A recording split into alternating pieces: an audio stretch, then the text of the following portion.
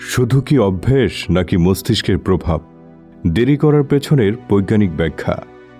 সময় মতো না পৌঁছানো বন্ধু মহলে মজার বিষয় হলো কর্মক্ষেত্রে এটি অনেক সময় বিব্রতকর পরিস্থিতি তৈরি করে।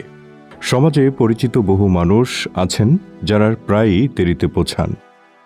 তবে বিজ্ঞান বলছে দীর্ঘদিন ধরে দেরি করার প্রবণতা শুধু অবহেলা বা দায়িত্বহীনতার ফল নয়, এর পেছনে রয়েছে মনস্তাত্ত্বিক ও জৈবিক নানা কারণ।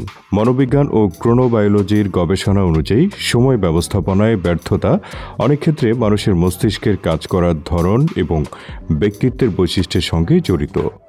পরিকল্পনার ভুলই বড় কারণ। বিজ্ঞানীরা দেরি করার অন্যতম প্রধান কারণ হিসেবে চিহ্নিত করেছেন প্ল্যানিং ফ্যালাসি। এটি এক ধরনের কগনিটিভ বায়াস, যেখানে মানুষ কোনো কাজ শেষ করতে আসলে কত সময় লাগবে তা সঠিকভাবে অনুমান করতে পারে না।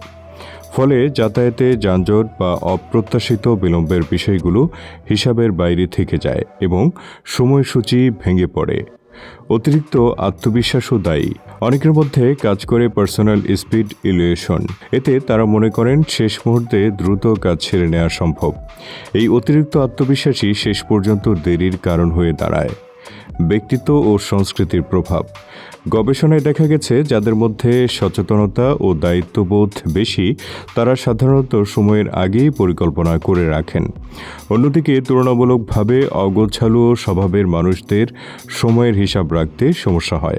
এছাড়া কিছু সংস্কৃতিতে সময়ের চেয়ে সম্পর্ককে বেশি গুরুত্ব দেয়। সামাজিক যোগাযোগে সময় বেশি ব্যয় হয়, যা দেরির প্রবণতা বাড়ায়। জৈবিক ঘড়ির ভূমিকা।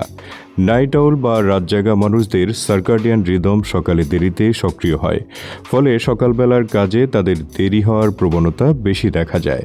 এছাড়া ADHD বা অন্যান্য নিউরোডাইভার্জেন্ট বৈশিষ্ট্যের ক্ষেত্রে দেখা যায় টাইম ব্লাইন্ডনেস, যেখানে সময়ের সঠিক উপলব্ধি ব্যাহত।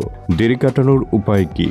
বিশেষজ্ঞরা বলছেন দেরি কাটাতে হলে যে কাজ বা যাত্রায় যত সময় লাগবে বলে মনে হয়, বাস্তবে তার দ্বিগুণ সময় হাতে রাখা উচিত। এছাড়া প্রস্তুতির প্রতিটি ধাপের জন্য আলাদা সময় নির্ধারণ, অ্যালার্ম ও ডিজিটাল রিমাইন্ডার ব্যবহার এবং কেবল ইচ্ছাশক্তির উপর নির্ভর না করার পরামর্শ দেওয়া হয়েছে। সময়নিষ্ঠ ও দেরিপ্রবণ মানুষের মধ্যে পারস্পরিক সহমর্মিতা থাকলে সম্পর্কের জটিলতাও কমে আসে। প্রয়োজনীয় কাঠামোগত পরিবর্তনের মাধ্যমে লেট লতিফ তকমা থেকেও মুক্তি পাওয়া সম্ভব বলে মনে করছেন বিশেষজ্ঞরা।